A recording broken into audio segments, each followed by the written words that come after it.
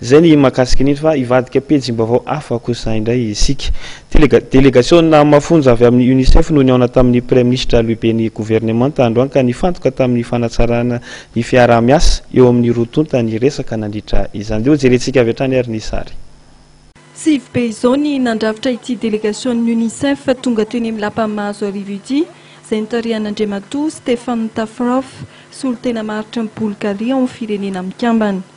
Nandritra izao fitsidiana izao dia nanamafy ity délégation UNICEF ity fa nanapa-kevitra izy ireo fa hidina ifotony mba hanamafisana ny asa ho fanampiana ny ankizy sy ny tanora ary koa mba hahafantarana ny fomba entina hanatsarana ny lafin'ny fahasalamana, fahadiovana ary ny fampianarana.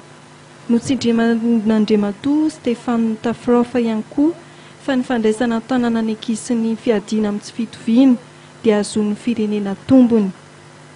Tian'ity délégation ity ho fantatra ihany koa ny zavatra ilain'i Madagasikara amin'izao fiarah-miasa izao.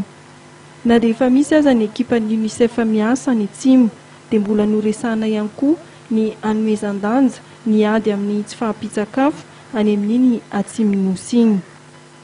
Raha nandray fitenenana ny Prime Ministre Jean Ravelonarivo dia nakasitraka ny fanomezan-danja omen'ny UNICEF ny ankizy ny tenany.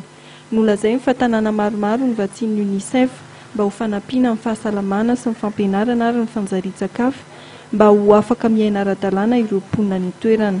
Nambaran'ny Prime Ministre fa ho fanomezan-danja ny sosialim-bahoaka dia tafiditra ao amin'ny politika-panjakana ao amin'ny PND izany.